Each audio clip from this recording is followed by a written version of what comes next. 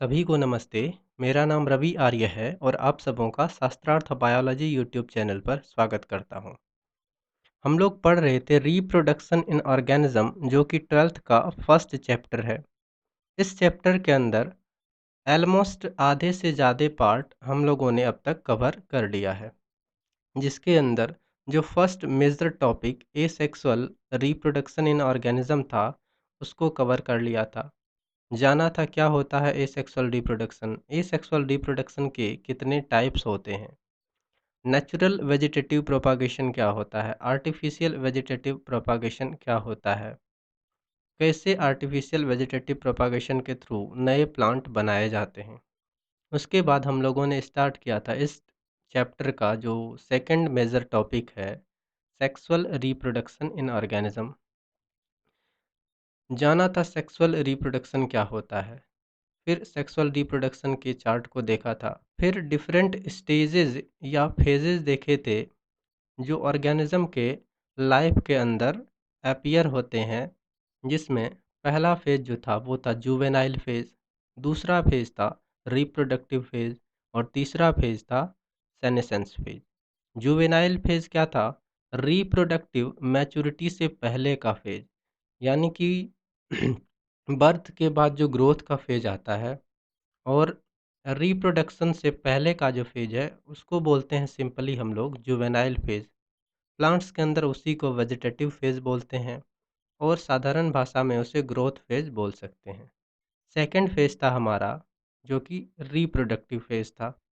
Reproductive phase वो phase था जब ऑर्गेनिज्म कैपेबल होता है अपने ही समान नए ऑफस्प्रिंग बनाने के लिए, यानी कि the phase when organism are capable of producing offspring, अपने ही समान दूसरे जीवों को जन्म देने की जो प्रक्रिया थी वो फेज वाली पड़ी थी।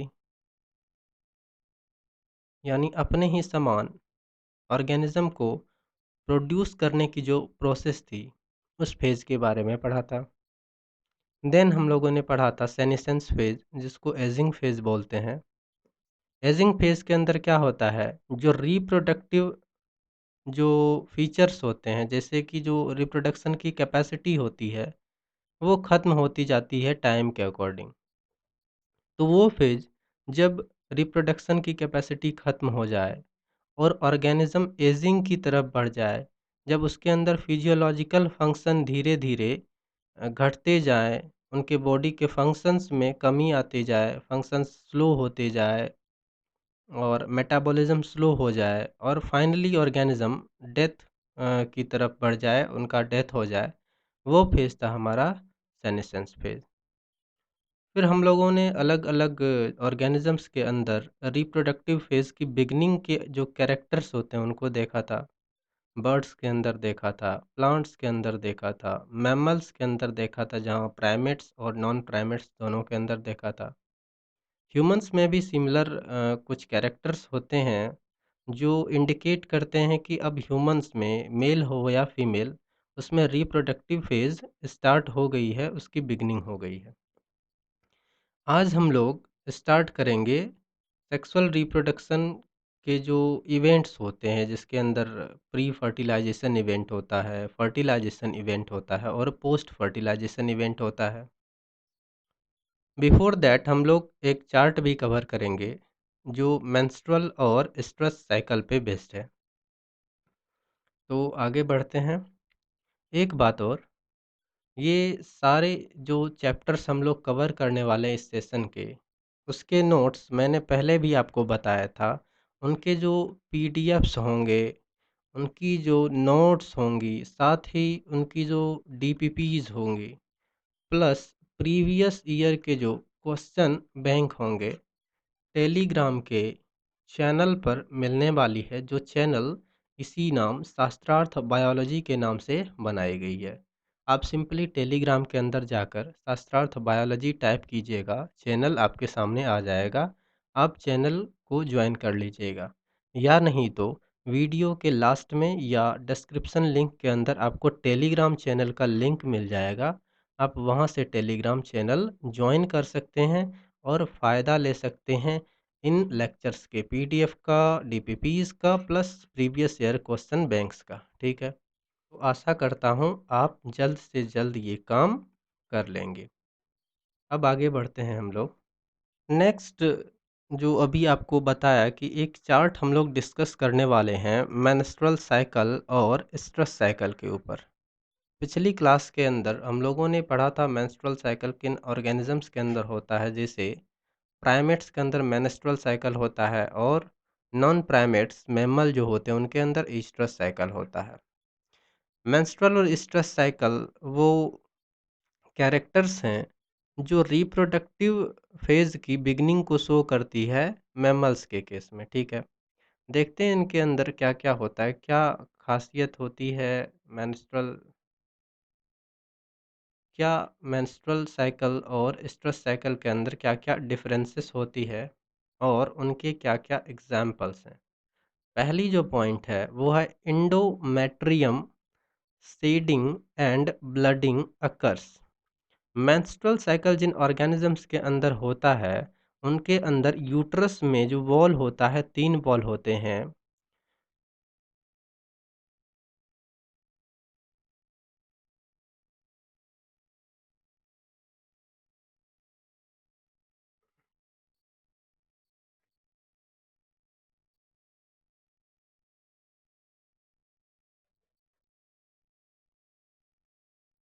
पहली वॉल होती है पेरीमेट्रियम की, पेरीमेट्रियम। उसके बाद होती है मायोमेट्रियम और उसके बाद होती है एंडोमेट्रियम। एंडोमेट्रियम यूट्रस के उस कैविटी की तरफ होती है जिधर जो ज़ायगोट होते हैं वो इम्प्लांट होते हैं, मतलब यूट्रस के इनसाइड वाले पार्ट में। अगर डायग्रामेटिकली देखें, अगर ये हमारी यूट्रस है, ये यूट्रस है, तो यूट्रस के अगर इस तरह से देखें तो ये वाले जो वाल हैं सबसे अंदर की तरफ, ये वाले जो वॉल हैं सबसे अंदर की तरफ, ये एंडोमेट्रियम के होंगे। उसके बाद फिर आगे बढ़ेंगे, ये बीच वाली लेयर मायोमेट्रियम की होगी और सबसे अंदर पेरीमेट्रियम की लेयर होती है। वहीं अगर स्ट्रेस साइकिल के अंदर बात करें तो स्ट्रेस साइकिल के अंदर किसी भी प्रकार के एंडोमेट्रियम की शेडिंग या फिर ब्लडिंग नहीं होती है, ठीक है? म्यूकस और ब्लड जो सेल्स होते हैं वो एंडोमेट्रियम की शेडिंग के बाद एक्सटर्नल जेनिटेलिया के थ्रू बाहर नहीं आते हैं। सेकंड पॉइंट है, मेंस्ट्रुअल साइकिल जिन ऑर्गेनिजम्स में होता है उनके अंदर किसी भी प्रकार की कोई हीटिंग पीरियड नहीं होती है। हीटिंग पीरियड क्या होता है? हीटिंग पीरियड वो पीरियड होता है जो यूजुअली एस्ट्रस साइकिल वाले ऑर्गेनिजम्स शो करते हैं। इसके अंदर स्ट्रेस पीरियड में ही ओव्यूलेशन होता है और स्ट्रेस पीरियड के अंदर ही वो ऑर्गेनिज्म अगर कॉप्यूलेट करते हैं, सेक्सुअल इंटरकोर्स करते हैं, तो चांसेस होती है कि उसके बाद दोनों गैमेट्स मेल और फीमेल गैमेट फ्यूज़ करेंगे और फर्टिलाइजेशन होगी। इन केस अगर हीट पीरियड या स्ट्रेस पीरियड के अंदर ओव्यूलेशन कॉपुलेशन अगर नहीं होती है, तो फर्टिलाइजेशन नहीं होगी। दूसरी बात, स्ट्रेस या हीट पीरियड जो है सर्टेन टाइम ड्यूरेशन का होता है, लाइक 24 आवर, ठीक है? 24 आवर के बाद हीट पीरियड ख़त्म हो जाता है, ऑर्गेनिज्म वापस नॉर्मल स्टेट में आ जाते हैं जो फीमेल्स होती है नॉन प्राइमेट्स की। मेंस्ट्रुअल साइकिल में ऐसा कुछ नहीं होता है, कोई हीट पीरियड नहीं होता है और ऑर्गेनिज्म कंप्लीट जो साइकिल है उसके अंदर कभी भी कॉपुलेट कर सकते हैं। Usually last part of cycle को छोड़ दिया जाए तो लास्ट पार्ट से पहले कभी भी अगर ऑर्गेनिज्म कॉपुलेट करते हैं इन मिड ऑफ साइकिल, तो चांसेस ऑफ फर्टिलाइजेशन क्या होता है, मैक्सिमम होता है कि मेल और फीमेल गैमेट आपस में फ्यूज़ करें, फर्टिलाइज करें और जाइगोट बने। थर्ड है, मेंस्ट्रुअल साइकिल जिन ऑर्गेनिजम्स में होता है वहाँ किसी भी प्रकार का इरेसिस्टिबल सेक्सुअल अर्ज नहीं होता है। वहीं स्ट्रेस साइकिल के अंदर एक स्ट्रॉन्ग इरेसिस्टिबल सेक्सुअल अर्ज होता है जो कि हीटिंग पीरियड के अंदर ही होता है। तो उसकी वजह से जो फीमेल्स या मादाएँ होती है, उनके अंदर काफ़ी बेचैनी होती है और वो उस पीरियड के अंदर जल्द से जल्द फ़ास्टली क्या कॉपुलेट करना चाहते हैं मेल पार्टनर के साथ, ठीक है? अब ये स्ट्रॉन्ग इरेसिस्टिबल अर्ज तब ही ख़त्म होती है जब वो कॉपुलेट करते हैं और कॉपुलेट करने के बाद जो इजैक्यूलेशन होती है फीमेल जेनिटेलिया के अंदर, उसके बाद फिर क्या होता है, कुछ टाइम के बाद ये जो सेक्सुअल अर्ज है या फिर जो इरेसिस्टिबल जो अर्ज है वो धीरे-धीरे क्या होती है, वो उसके अंदर वो कमी आने लगती है और कुछ टाइम बाद अगेन जो फीमेल्स हैं वो नॉर्मल हो जाते हैं। मेंस्ट्रुअल साइकिल में ऐसा कोई भी प्रोसेस नहीं होता है, यूजुअली ऐसा नहीं देखा गया है। एग्ज़ाम्पल्स की बात करें तो एग्ज़ाम्पल्स हैं हमारे पास, जो मंकी होते हैं, ठीक है? मंकी, ऐप और ह्यूमन्स, इनके अंदर मेंस्ट्रुअल साइकिल होता है और ये सारे इवेंट्स होते हैं उनके अंदर। स्ट्रेस साइकिल की बात करें तो cow, deer, sheep, tiger, rat, cat और डॉग्स और भी अन्य जितने भी नॉन प्राइमेट एनिमल्स हैं उनके अंदर स्ट्रेस साइकिल देखा गया है, जिनमें फॉलोइंग फीचर जो कि ऊपर हम लोगों ने डिस्कस किए वो विजिबल होते हैं, ठीक है? ये एक चार्ट थी जो मेंस्ट्रुअल और स्ट्रेस साइकिल जहाँ से क्वेश्चंस पूछे जाते हैं। अब हम लोग आगे बढ़ते हैं। नेक्स्ट है इवेंट इन सेक्सुअल रिप्रोडक्शन। ये जो टॉपिक है, ये सेक्सुअल रिप्रोडक्शन की सबसे इम्पॉर्टेंट टॉपिक है, जो 3 अलग-अलग फेजेज़ में डिवाइड रहते हैं। इवेंट्स की बात करें तो हमको क्लियरली दिख रहा है टोटल 3 इवेंट्स होते हैं किसी ऑर्गेनिज़्म के अंदर जो सेक्सुअली रिप्रोड्यूस करते हैं। पहली इवेंट क्या है? Pre fertilisation. प्री फर्टिलाइज़ेशन के बाद जो दूसरी इवेंट आती है वो होती है फर्टिलाइज़ेशन। एंड फर्टिलाइजेशन के बाद की इवेंट पोस्ट फर्टिलाइजेशन। तो सिंपली भी कहें तो फर्टिलाइजेशन से जो पहले इवेंट आएगा वो हो गया प्री फर्टिलाइजेशन, और उसके बाद आने वाले जो प्रोसेस हैं वो पोस्ट फर्टिलाइजेशन में आ जाएंगे। प्री फर्टिलाइजेशन में दो इवेंट मेन होते हैं, जिसके अंदर पहला इवेंट है गैमेटोजेनेसिस, यानी कि formation of different type of gametes, both male and female. तो उसको क्या बोलेंगे हम लोग? गैमेटोजेनेसिस। सेकंड है गैमेट ट्रांसफ़र। गैमेट ट्रांसफ़र क्या होता है? गैमेट बनने के बाद गैमेट का क्या होता है? Fertilisation. But before fertilisation there is a need to be transfer of that male gamete to the female gamete, or transfer of both the gametes so that they can fertilize with each other। तो ये second important process है जो कि pre fertilisation event में होते हैं। Fertilization event में हमको पता है क्या होता है, जो अलग अलग गैमेट्स बने गैमेटोजेनेसिस के अंदर, उनकी जो फ्यूजन होती है वही फर्टिलाइजेशन होता है, और इसे हम लोग सिनगैमी भी बोलते हैं।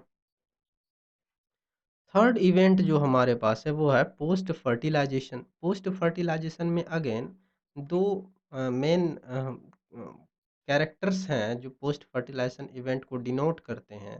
पहली है जाइगोट फॉर्मेशन, जो कि फर्टिलाइजेशन के बाद होती है। दूसरी है उन जाइगोट के अंदर जब डिवीज़न होता है मल्टीपल टाइम्स तो क्या बनता है? एम्ब्रियो बनता है। और further development of embryo from zygote, इसी को क्या बोलते हैं हम लोग? एम्ब्रियोजेनेसिस। तो सेकंड जो प्रोसेस है वो है एम्ब्रियोजेनेसिस की, जो कि पोस्ट फर्टिलाइजेशन इवेंट में होती है। अब हम इसको टॉपिक वाइज अलग अलग डिटेल में पढ़ेंगे, ठीक है? आगे बढ़ते हैं। नेक्स्ट जो टॉपिक है हमारे पास वो है सेक्सुअलिटी इन ऑर्गेनिज्म। ये topic as it is NCERT से लिया गया है। पहले हम लोग प्लांट्स के अंदर सेक्सुअलिटी देखते हैं। कुछ टर्म्स है जैसे बायसेक्सुअल। बायसेक्सुअल किसको बोलते हैं? If both male and female reproductive structure are present on same plant, ठीक है? एक ही प्लांट है, सेम प्लांट के ऊपर अगर male reproductive structure plus female reproductive structure दोनों प्रेजेंट होंगे, तो ऐसे प्लांट को यूजुअली बायसेक्सुअल प्लांट बोलते हैं। या फिर जो बायसेक्सुअल टर्म डोमिनेंटली यूज किया जाता है वो फ्लावर्स के केस में यूज किया जाता है, ठीक है। तो ऐसे फ्लावर्स जिनके अंदर male reproductive structure as well as female reproductive structure दोनों प्रेजेंट हो, ऐसे फ्लावर को बायसेक्सुअल फ्लावर बोलेंगे। अगली है यूनिसेक्सुअल। यूनिसेक्सुअल क्या होता है? If both male and female reproductive structure is on different plant, means अगर मेल और फीमेल रिप्रोडक्टिव स्ट्रक्चर अलग अलग प्लांट पे हैं, एक प्लांट पे क्या हुआ कि मेल रिप्रोडक्टिव स्ट्रक्चर प्रेजेंट है, दूसरे प्लांट पे फीमेल रिप्रोडक्टिव स्ट्रक्चर प्रेजेंट है, देन ऐसे कंडीशन में क्या बोलेंगे? यूनिसेक्सुअल टर्म यूज करेंगे कि ऐसे जो फ्लावर्स हैं वो यूनिसेक्सुअल फ्लावर्स हैं। अगर मेल होंगे तो यूनिसेक्सुअल मेल फ्लावर्स हैं, अगर फीमेल होंगे यूनिसेक्सुअल फीमेल फ्लावर्स हैं। नेक्स्ट जो टर्म है हमारे पास वो है होमोथैलिक, या फिर जो ज़्यादा यूज करी गई वर्ड होती है वो है मोनोइसियस। मोनोइसियस क्या होता है कि अगर एक ही प्लांट के ऊपर दोनों again mail reproductive part plus female reproductive part दोनों प्रेजेंट हैं, ठीक है, तो हम बोलेंगे उसको monoecious. It actually represent bisexual condition, ठीक है ना। बायसेक्सुअल में भी क्या होता है, एक फ्लावर के ऊपर दोनों मेल और फीमेल पार्ट होता है। अगर प्लांट के अंदर दोनों मेल और फीमेल रिप्रोडक्टिव पार्ट या रिप्रोडक्टिव स्ट्रक्चर्स या रिप्रोडक्टिव ऑर्गन्स प्रेजेंट होंगे तो इसे प्लांट को बोलेंगे हम लोग मोनोइसियस प्लांट। थोड़ी सी टर्मिनोलॉजी उल्टी है यहाँ, ठीक है। मोनो के अंदर दोनों प्रेजेंट होता है। दूसरी है हेटेरोथैलिक या फिर डायोइसियस प्लांट्स। ये वैसे प्लांट्स हैं जिनके अंदर either either male reproductive part is present और female reproductive part is present. Again ये कंडीशन किसको रिप्रेजेंट कर रही है? ये कंडीशन रिप्रेजेंट कर रही है यूनिसेक्सुअल कंडीशन को। यूनिसेक्सुअल कंडीशन को वहाँ भी क्या था, या तो मेल रिप्रोडक्टिव स्ट्रक्चर्स थे या फीमेल रिप्रोडक्टिव स्ट्रक्चर्स थे एक प्लांट के ऊपर। यहाँ भी क्या है, एक प्लांट के ऊपर या तो मेल रिप्रोडक्टिव पार्ट है या फिर फीमेल रिप्रोडक्टिव पार्ट है। अगेन वापस से बता दूं, बायसेक्सुअल और यूनिसेक्सुअल कंडीशन यूजुअली या फिर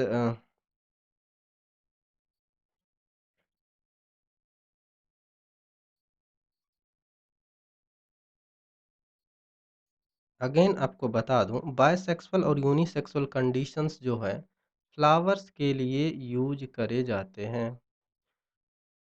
मोनोइसियस और डाइसियस कंडीशंस जो वर्ड हैं वो यूज करे जाते हैं प्लांट के लिए, ठीक है। तो ये इसमें थोड़ी सी कन्फ्यूजन होती है कई कभार। अगेन मोनो में क्या होगा, दोनों प्रेजेंट होगा, डाय में एक होगा, बाय में दोनों, बायसेक्सुअल फ्लावर के ऊपर दोनों पार्ट होंगे, यूनिसेक्सुअल के पास एक होंगे। अब इसमें एग्जाम्पल इम्पोर्टेंट है जो एनसीईआरटी के अंदर मेंशन्ड है। एग्जाम्पल क्या है? जो मोनोइसियस प्लांट है उसके अंदर दो एग्जाम्पल्स है हमारे पास। एक है कुकुरबिट्स, ठीक है, जो कुकुरबिट्स या कुकुरबिटेसी फैमिली होते हैं जिसके अंदर गॉड्स आते हैं, कोहड़ा, कद्दू, ये सब आता है। और दूसरा है कोकोनट, ठीक है, कोकोनट। तो ये दोनों एग्जाम्पल्स, इस पे कई बार बोर्ड एग्जाम्स के अंदर क्वेश्चंस आए हुए हैं। कुकुरबिट्स और कोकोनट्स कैसे प्लांट है? तो सबसे पहली बात, ये मोनोइसियस प्लांट है, मतलब ऐसे प्लांट जिनके अंदर both male and female reproductive structure are present, ठीक है। मेल फ्लावर्स भी हैं as well as female flowers भी हैं। दूसरी है डायोइसियस। डायोइसियस के अंदर जो एग्जाम्पल्स है हमारे पास वो है papaya, papaya and date palm, date palm, ठीक है। पपाया और डेट पाम के अंदर क्या होता है, एक पपाया के प्लांट पे या तो मेल रिप्रोडक्टिव स्ट्रक्चर होगा, रिप्रोडक्टिव पार्ट होगा, या फिर फीमेल रिप्रोडक्टिव पार्ट होगा। ठीक उसी प्रकार डेट पाम के पौधे पर भी या तो मेल रिप्रोडक्टिव पार्ट होगा या फिर फीमेल रिप्रोडक्टिव पार्ट होगा, या यूं कहें एक ही फ्लावर होंगे, मेल या तो फीमेल फ्लावर। पपाया में भी मेल या तो फीमेल फ्लावर। बट कोकोनट और कुकुरबिट्स के अंदर क्या होगा, दोनों फ्लावर्स प्रेजेंट होंगे सेम प्लांट के ऊपर। तो इस पे जो भी क्वेश्चंस आए हुए हैं आप जो बोर्ड एग्जाम्स के अंदर आए हुए हैं उनको चेक कीजिएगा, ठीक है। फिलहाल आपको बता दिया कि क्वेश्चंस इसके अंदर आए हुए हैं। आगे बढ़ते हैं।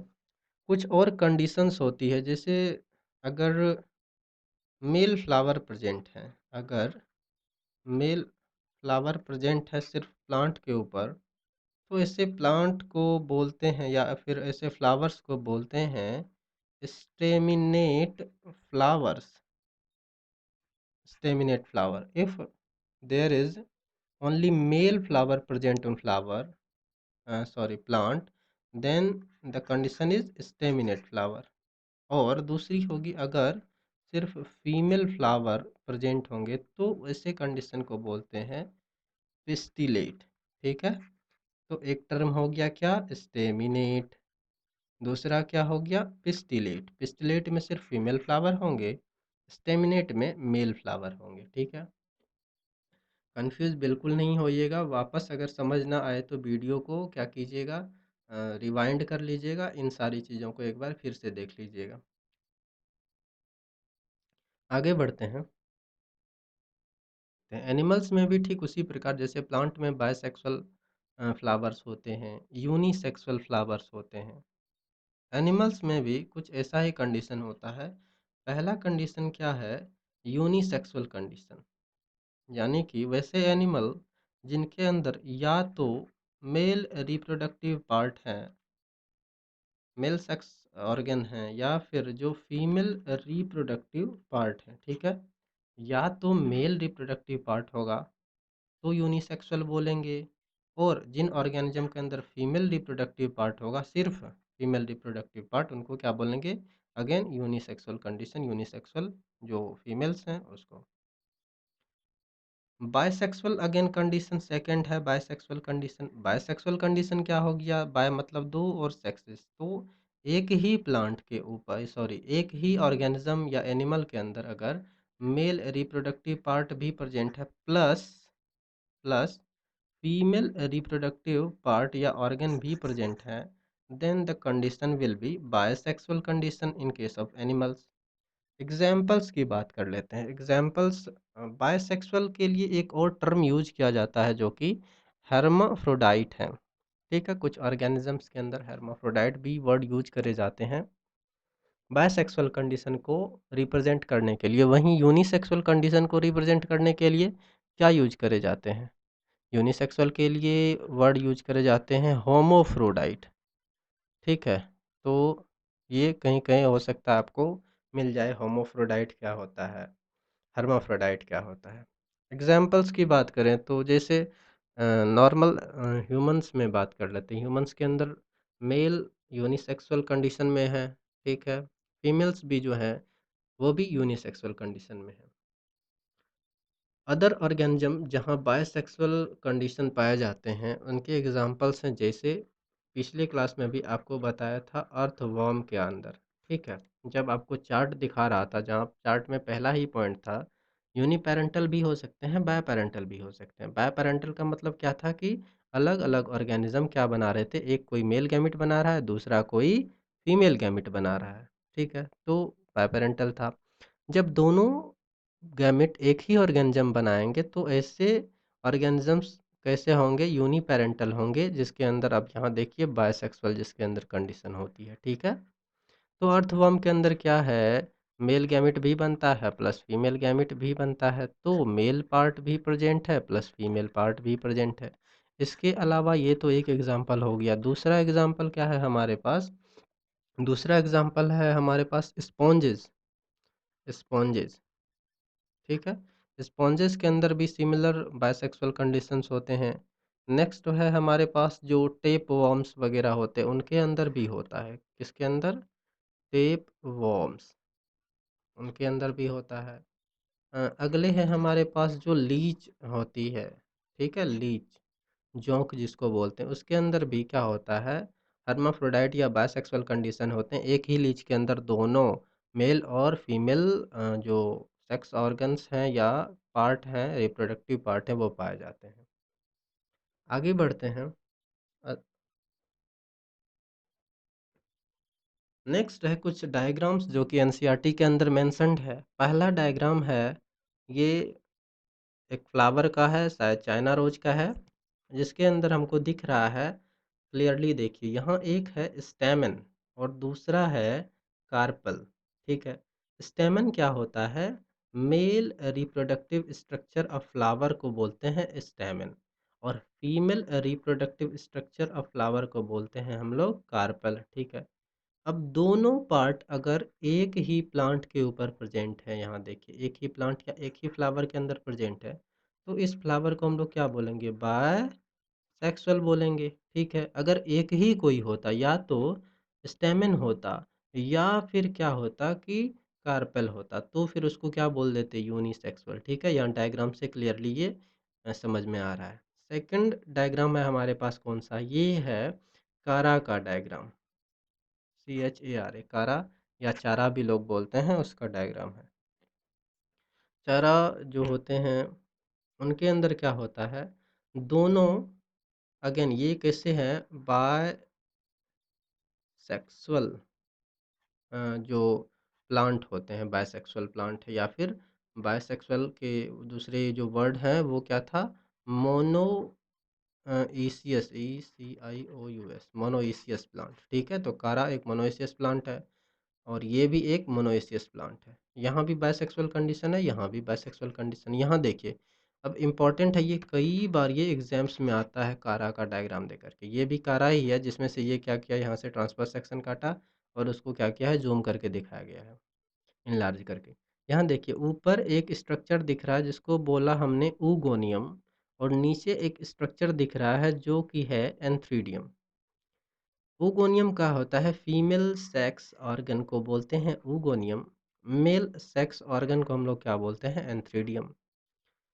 जो परफेक्ट वर्ड जो आते हैं इनके लिए, फीमेल सेक्स ऑर्गन को बोलते हैं न्यूक्यूल, ठीक है। कई जगह लिखे होते हैं न्यूक्यूल, न्यूक्यूल। और न्यूक्यूल कहाँ होता है? ऊपर की तरफ प्रेजेंट होते हैं। दूसरी इंपॉर्टेंट बात, ये स्ट्रक्चर दे करके कई बार कन्फ्यूजन में डाला जाता है और उल्टा पुल्टा करके लिख दिया जाता है। तो पहली इंपॉर्टेंट चीज़, इसको बोलते हैं न्यूक्यूल, ये ऊपर की तरफ प्रेजेंट होता है। दूसरा जो होता है इसको बोलते हैं ग्लोब्यूल, ठीक है, दूसरे को बोलते हैं ग्लोब्यूल। और ये स्ट्रक्चर नीचे की तरफ प्रेजेंट होता है जो कि मेल सेक्स ऑर्गन है। दोनों पाए जाते हैं बायसेक्सुअल कंडीशन, एक ही प्लांट पे है, मोनोइसियस प्लांट। अब तीसरे डायग्राम कौन से है? ये डायग्राम है मार्केंसिया का, ठीक है, मार्केंसिया का, मार्केंसिया। मार्केंसिया के अंदर देखिए क्लियरली यहाँ दो डायग्राम्स हैं। एक डायग्राम है जो इंडिकेट कर रहा है फीमेल थैलस को। थैलस वो अनडिफरेंशिएटेड बॉडी होती है जो ग्रो करती है, ठीक है। एक फीमेल थैलस है और दूसरे मेल थैलस हैं, ठीक है। फीमेल थैलस के ऊपर हमको ये स्ट्रक्चर ऊपर में आप देखिए, ये क्या है? आर्किगोनियोफोर। और दूसरे मेल थैलस के अंदर है एंथ्रीडियोफोर। अब क्लियरली यहाँ हमको दिख रहा है एक प्लांट है, उसके ऊपर एक ही सेक्स ऑर्गन है, चाहे तो फीमेल सेक्स ऑर्गन है, या दूसरे प्लांट है जिनके ऊपर एक ही सेक्स ऑर्गन अगन है, जो क्या है? मेल सेक्स ऑर्गन है, ठीक है। ये सेपरेटली क्या कर रहे हैं? अलग अलग गैमेट्स बना रहे हैं। अब ऐसे प्लांट को क्या बोलेंगे? ऐसे प्लांट को बोलेंगे हम लोग जो डायाइसियस प्लांट थे, DIACIOUS, ठीक है। ऐसे प्लांट को क्या बोलेंगे? डायसियस प्लांट बोलेंगे अगर सिंगल रहा कोई। दूसरी, फ्लावर्स अगर ऐसे प्लांट्स के अंदर यूजुअली बनते नहीं है, बट अगर ऐसे प्लांट होंगे जिसके अंदर बनेंगे, तो वहाँ क्या बोल देंगे हम लोग? यूनिसेक्सुअल फ्लावर बोल देंगे, ठीक है। या तो मेल फ्लावर है या तो फीमेल फ्लावर है, ठीक है। ये प्लांट कैसा है? डाइसियस है। ये प्लांट कैसा है? मोनोइसियस है। ये भी प्लांट कैसा है? मोनोइसियास, मोनोइसियस है, ठीक है। आगे बढ़ते हैं। नेक्स्ट अगेन ब्यूटीफुल सा डायग्राम है। ये डायग्राम जो था पीछे वाला, ये किस चीज़ का डायग्राम है? ये प्लांट्स के बारे में। जैसे पहले हम लोगों ने स्लाइड देखा प्लांट का, अब नेक्स्ट स्लाइड है एनिमल्स का, जो कि अगेन एनसीईआरटी का है। एनिमल्स के अंदर बताया कि कुछ ऐसे एनिमल्स होते हैं जो यूनिसेक्सुअल होते हैं, जैसे एग्ज़ाम्पल्स हो गया कॉक और कॉकरोच। कॉकरोच के अंदर क्या होता है, मेल कॉकरोच अलग होते हैं और फीमेल कॉकरोच अलग होती है, ठीक है? तो मेल कॉकरोच जैसे ही अलग होंगे तो ये कंडीशन क्या हो जाएगा, यूनिसेक्सुअल। अगेन यहाँ भी फीमेल्स के अंदर क्या हो जाएगा, कंडीशन यूनिसेक्सुअल, ठीक है? अब मेल के अंदर देखिए ये उसका रिप्रोडक्टिव स्ट्रक्चर का डायग्राम है जहाँ दिखाया जा रहा है टेस्टिस के बारे में। वहीं टेस्टिस वो स्ट्रक्चर जिनके अंदर क्या बनता है, स्पर्म बनता है। फीमेल्स के अंदर नीचे ये जो रिप्रोडक्टिव स्ट्रक्चर दिखाई गई है जिसके अंदर हमको क्या दिख रहा है, ओवरी। और ओवरी क्या बनाते हैं, एग्स बनाते हैं, ठीक है? तो एक तो ये डायग्राम ध्यान में रखना है। दूसरी बात, कॉकरोच यूनिसेक्सुअल ऑर्गेनिज्म होते हैं। नेक्स्ट जो इधर सॉरी लेफ्ट साइड में जो डायग्राम है हमारे पास, वो डायग्राम किस चीज़ का है, ये अर्थ अर्थ वर्म का डायग्राम है, अर्थवर्म का डायग्राम है। जिसके अंदर अब देखिए, यहाँ ध्यान से देखिए, ये क्या है, टेस्टिस सैक विद टेस्टिस। एक तो ये है, ये वाली स्ट्रक्चर जो दिख रही है, ठीक है? दूसरे हमको यहाँ स्ट्रक्चर्स दिख रहे हैं, ये क्या है, ओवरी। अब देखिए एक ही ऑर्गेनिज्म है जहाँ टेस्टिस भी एक ही ऑर्गेनिज्म पे है, ओवरी जो है वो भी एक ही ऑर्गेनिज्म में है। ऐसे ऑर्गेनिजम्स को हम लोग क्या बोल देंगे, ऐसे ऑर्गेनिजम्स को ही हम लोग बोल देते हैं बायसेक्सुअल ऑर्गेनिज्म, या फिर इसी को बोल देते हैं हर्माफ्रोडाइट ऑर्गेनिजम्स, ठीक है? आगे बढ़ते हैं, इधर भी उसी का डायग्राम है जहाँ क्लाइटेलम दिखाया गया, ये जो यूनिट सेपरेटली यूनिट होते हैं उसी तरह क्या होता है, बहुत सारे क्लाइटेलम एक साथ क्या होते हैं, बॉडी में अटैच होते हैं। इसी क्लाइटेलम में एक को क्या करा गया, इनलार्ज करा गया, तो ये वाली स्ट्रक्चर्स उनके अंदर दिख रही है। अगली सेकंड प्रोसेस, सॉरी, जो अब तक हम लोग क्या देख रहे थे, सेक्सुअलिटी इन ऑर्गेनिज्म देख रहे थे। अगली जो first process of pre fertilisation event है वो क्या है, गैमिटोजेनेसिस।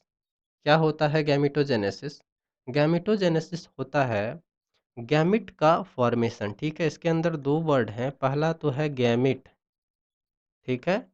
और दूसरा है ओ जेनेसिस, जिसका मतलब होता है फॉर्मेशन।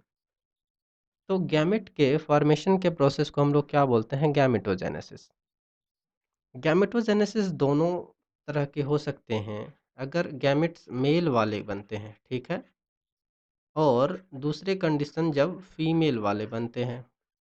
ह्यूमंस के अंदर अगर बात करें जनरली, तो मेल गैमेट्स क्या बनता है, स्पर्म बनता है, ठीक है? और फीमेल गैमेट्स क्या बनता है, एग बनता है।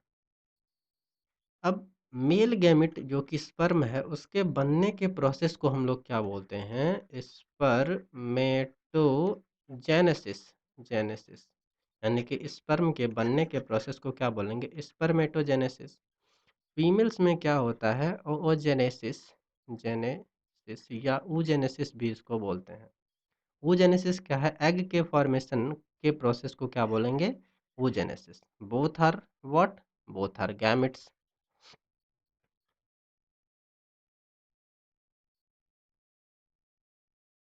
अब अगर बात करें सेल डिवीज़न की, cell division during gamete formation में, गैमेट फॉर्मेशन के दौरान वो कौन से सेल डिवीज़न हैं जिनके द्वारा एक्चुअली में गैमेट फॉर्म होते हैं, ठीक है? तो बेसिकली हम लोग यहाँ बात करने वाले हैं किसके बारे में, गैमेट फॉर्मेशन गैमेटोजेनेसिस के अंदर सेल डिवीज़न के बारे में बात करने वाले हैं। पहले ही आपको बताया था कि जहाँ गैमेट्स बनते हैं, गैमेट्स बनने के दौरान meiosis type of cell division होते हैं। क्यों मियोसिस होते हैं? क्योंकि हमारे पास एक और टाइप है जिसको बोलते हैं माइटोसिस, ठीक है? अब ऑर्गेनिज्म मियोसिस से ही क्यों गैमेट बनाता है, माइटोसिस से क्यों नहीं बनाता है? रीज़न क्या है? मियोसिस वो सेल डिवीज़न है जिसके अंदर टोटल नंबर ऑफ जो क्रोमोसोम्स होते हैं या फिर जो टोटल जेनेटिक मटेरियल होता है, वो रिड्यूस होके आधे हो जाते हैं, ठीक है? जेनेटिक मटेरियल यहाँ बेसिकली हम लोग वर्ड यूज़ नहीं कर सकते हैं। जेनेटिक मटेरियल में अमाउंट भी आ जाता है, अमाउंट ऑफ डीएनए, जो कि वो तो वैसे भी आधा आधा हो ही जाता है।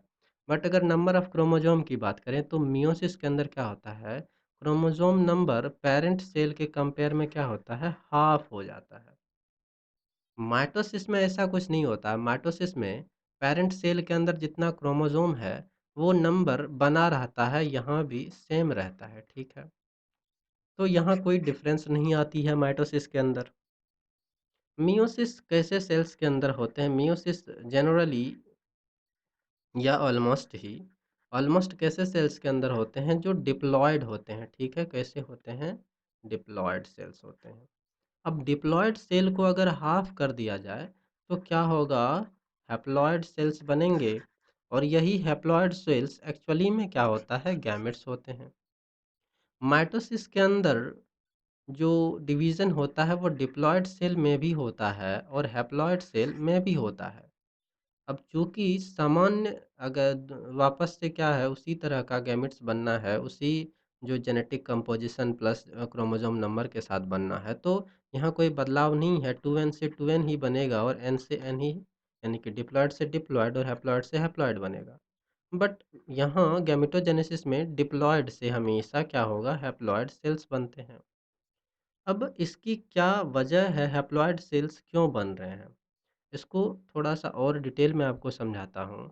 देखिए, होता क्या है, जो पेरेंट होते हैं, ठीक है? अब पेरेंट के अंदर क्या है, यूजुअली पेरेंट डिप्लॉयड अगर हैं, ठीक है? डिप्लॉयड हैं। तो डिप्लॉयड के अंदर जब है पेरेंट, तो वहाँ 2n क्या होगा? Number of sets of chromosome होंगे। जब 2n होगा तो 2n जब अगेन अगर ये मियोसिस नहीं होता, ठीक है? ध्यान से समझिएगा कि पहले तो पेरेंट 2n कंडीशन डिप्लॉयड में है। अगर मियोसिस नहीं होता तो क्या होता? माइटोसिस होता। माइटोसिस से क्या होता? यहाँ गैमीट बनता है। गैमीट में भी वापस से क्या होता? कंडीशन डिप्लॉयड ही रहता। डिप्लॉयड कंडीशन वापस से ये क्या हो गया? गैमेट। और वापस से क्या होता? एक एक इधर से मेल गैमेट बनता, दूसरा इधर से फीमेल गैमेट बनता। मेल गैमेट भी 2n, फीमेल गैमेट भी क्या होता? 2n। फिर दोनों फ्यूज करते, नेक्स्ट स्ट्रक्चर जो बनता वो क्या होता? 4n बनता, ठीक है? यानी कि जो number of set of chromosome है वो 4 टाइम हो जाते, यानी कि multiplied by 4 times, usually haploid होते हैं। और वहाँ क्या होता? 4 जो न्यू ऑफस्प्रिंग बनते हैं उसके अंदर टेट्राप्लॉइड कंडीशन में चले जाते हैं। फिर जब आगे क्या होता कि हमको जब गैमेट फॉर्मेशन करना होता, या फिर जब न्यू ऑफस्प्रिंग को जनरेट करना होता, तो हमको उसके लिए क्या करना पड़ता? दूसरा 4n वाला कोई ऑर्गेनिज्म ढूँढना पड़ता, लाइक ह्यूमन्स, ठीक है? अब फिर 4n वाले ऑर्गेनिज्म जब आपस में क्या होता, उसके अंदर जब फर्टिलाइजेशन होता, 8n बन जाता, 8 से 16, 16 से फिर 32। तो ये क्या होता कि जैसे-जैसे हम लोग आगे बढ़ते जाते, ये प्लॉइडी कंडीशन बढ़ती जाती थी। 2n से 4n, 4n से 8n, 8n से 16n, 16n से 32n, जो कि जेनेटिक कंपोजिशन को क्या करते हैं, बरकरार नहीं रख पाते हैं, और ऑर्गेनिजम्स के अंदर मल्टीपल डिफेक्ट्स आ जाते हैं जेनेटिक लेवल पे। बट वहीं वहीं अब दूसरे एस्पेक्ट को समझिए। ये तो एक एस्पेक्ट बताया जब पेरेंट डिप्लॉयड है और उसके अंदर क्या हो रहा है, माइटोसिस। समझ गए माइटोसिस में क्या हुआ? नंबर वही रह जाएंगे गैमेट्स में भी, फिर अगले गैमेट जो फ्यूज करेंगे वो भी उसी प्रकार के होंगे, फिर मल्टीप्लाई होके वो 4 हो जाएंगे, 4n। जब दूसरी कंडीशन पे अगर बात करें कि जब क्या हुआ, मियोसिस हुआ, अब अगेन सेकंड कंडीशन ले लेते हैं, ये रहा पेरेंट। पेरेंट के अंदर क्या है हमारे पास? 2n डिप्लॉयड है पेरेंट, ठीक है?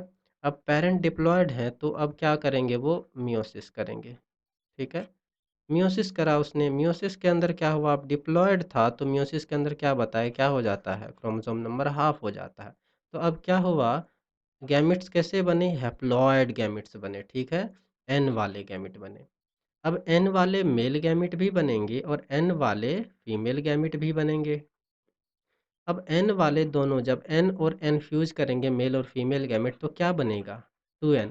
अब देखिए नया ऑफस्प्रिंग के अंदर वापस से क्या हुआ, पेरेंट के ही समान क्रोमोसोम नंबर बराबर हो गया यहाँ भी। जब क्रोमोसोम की जो सेट है वो तो इक्वल हो गई।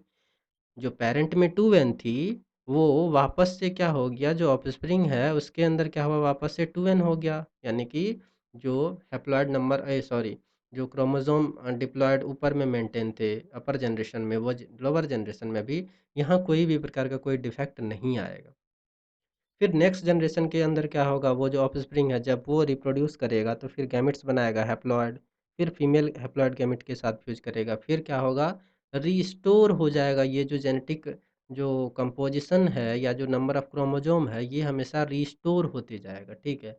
ये किसके अंदर होगा, मियोसिस के अंदर होगा। माइटोसिस में कभी भी रीस्टोरेशन ऑफ जेनेटिक मटेरियल या फिर क्रोमोसोम नंबर नहीं हो सकता है, रिस्टोरेशन ऑफ क्रोमोसोम नंबर, ठीक है, जेनेटिक मटेरियल तो नहीं।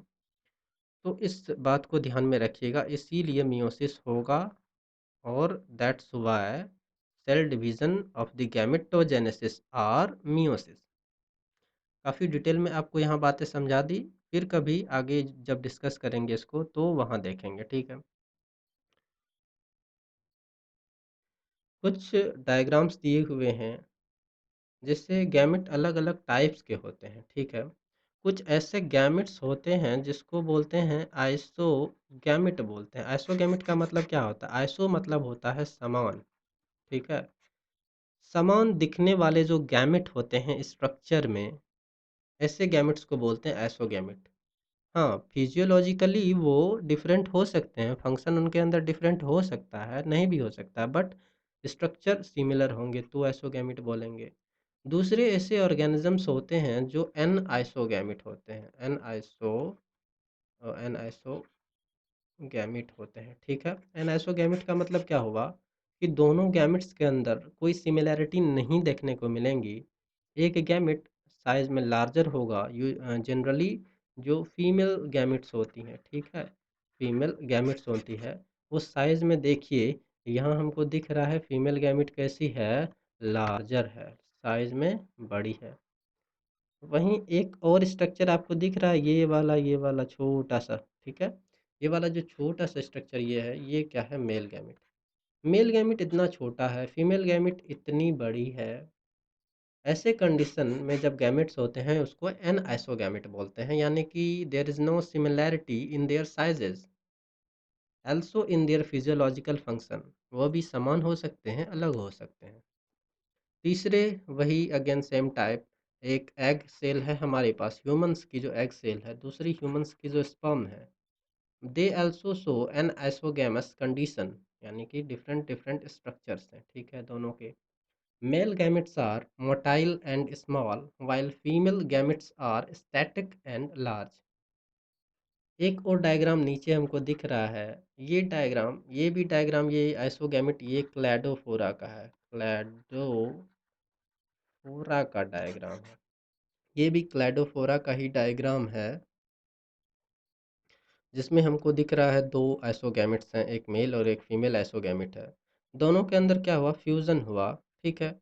तो ये प्री फर्टिलाइजेशन इवेंट में आ गई, उसके बाद फिर क्या हुआ, फ्यूज़न पोस्ट फर्टिलाइजेशन इवेंट, फिर क्या बना, जायगोट।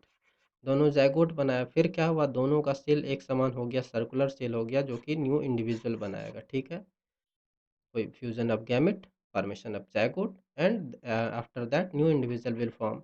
देन अगेन वो क्या बनाएंगे, इस तरह के स्ट्रक्चर्स बनाएंगे, फिर क्या होगा, फिर ये प्रोसेस कंटिन्यूअसली चलती रहेंगी, ठीक है। आगे बढ़ते हैं हम लोग। नेक्स्ट है हमारे पास प्री फर्टिलाइजेशन इवेंट, ठीक है। इससे पहले एक बार और एक बात की चर्चा हम लोग कर लेते हैं कि जो गैमेट्स होती है, ठीक है, इसको भी आप नोट कर लीजिएगा। जो गैमेट फॉर्मेशन की प्रोसेस होती है, गैमेटोजेनेसिस, ठीक है, उसमें क्या होगा, उसमें यूजुअली जो मेन जो सेल्स इन्वॉल्व होते हैं, उन सेल्स को बोलते हैं हम लोग क्या, जर्म सेल्स बोलते हैं, ठीक है, जर्म सेल्स, या फिर इन्हीं को बोलते हैं मियोसाइट्स। ये ऐसे सेल्स हैं जिनके अंदर जब डिवीज़न होता है तो ये क्या बनाते हैं, गैमेट्स बनाते हैं, ठीक है। यानी कि अब अगेन गैमेटोजेनेसिस के अंदर जब गैमेट्स बनना होता है तो कौन से डिवीज़न होंगे, मियोसिस डिवीज़न होंगे, ठीक है। कौन से डिवीज़न होंगे, मियोसिस डिवीज़न होंगे। तो क्या हुआ, जर्म सेल के अंदर मियोसिस हुआ, और क्या बना? गैमेट्स बना, ठीक है। अगर मेल गैमेट बनते हैं तो भी वो किससे बनेंगे? जर्म सेल से बनेंगे। और फीमेल गैमेट्स भी बनते हैं तो भी वो किससे बनेंगे? जर्म सेल्स से बनेंगे। ह्यूमंस के अंदर जो जर्म सेल्स होते हैं वो प्राइमोर्डियल जर्म सेल्स से बनते हैं। फिर उसके बाद जर्म सेल में जब डिवीज़न होता है ह्यूमंस के अंदर, तो मेल जो गैमेट बनते हैं वो पहले क्या बनाते हैं? इस जर्म सेल से पहले क्या बनाते हैं? प्राइमरी गैमेट्स बनाते हैं। प्राइमरी गैमेट बनाते हैं। फिर प्राइमरी गैमेट सेकेंडरी गैमेट बनाते हैं। फिर सेकेंडरी गैमेट जब फाइनली क्या होता है? कन्वर्ट हो जाते हैं मैच्योर मैच्योर मेल गैमेट में कन्वर्ट होते हैं। ठीक उसी प्रकार फीमेल में भी होता है। फीमेल के अंदर क्या होता है?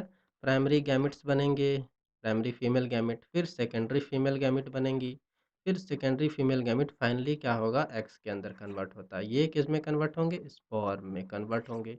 ये फाइनली जो मैच्योर फीमेल गैमेट है एग, उसमें कन्वर्ट हो जाते हैं।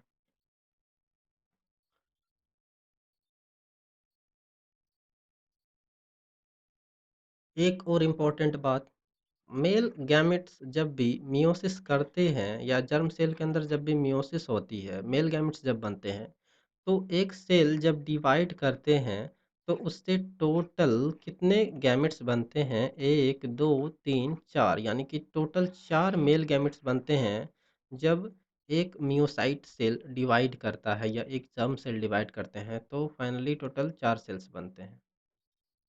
फीमेल्स के केस में क्या होता है? फीमेल्स में जब कोई एक मियोसाइट डिवाइड करता है या जो कोई सा जर्म सेल डिवाइड करते हैं तो उससे एक जर्म सेल से टोटल एक ही एग बनते हैं। यहाँ टोटल कितने स्पर्म बने? टोटल 4 स्पर्म बने एक सेल से, बट यहाँ एक ही एग बनता है, ठीक है। बाकी के 3 जो स्ट्रक्चर्स होते हैं वो डीजेनरेट कर जाते हैं, खत्म कर जाते हैं, ठीक है। क्यों ऐसा होता है इसको डिटेल में हम लोग कहाँ पढ़ेंगे? ह्यूमन रिप्रोडक्शन के अंदर, ठीक है। फिलहाल आगे बढ़ते हैं। अब सॉरी, पीछे ही इस चीज़ को आप नोट्स बना लीजिएगा, अभी जो अब हमने अभी लिखा है स्क्रीन के ऊपर, या तो उसको माइंड में उसको रिकॉल करके रखिएगा। वैसे वापस इसको पढ़ने वाले हैं हम लोग आगे चैप्टर में, ठीक है।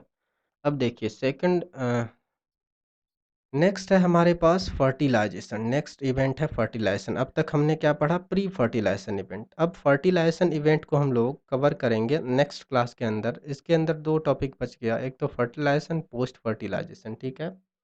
इसी में हम लोग आगे पढ़ेंगे पार्थेनोजेनेसिस के बारे में भी। एंड देन लास्ट हम लोग डिस्कस करेंगे advantage and disadvantage of sexual reproduction as well as asexual reproduction, ठीक है। तो आज के लिए अभी फ़िलहाल इतना ही। मिलते हैं अगले वीडियो में, तब तक के लिए पढ़ते रहिए और आगे बढ़ते रहिए। राम राम, धन्यवाद।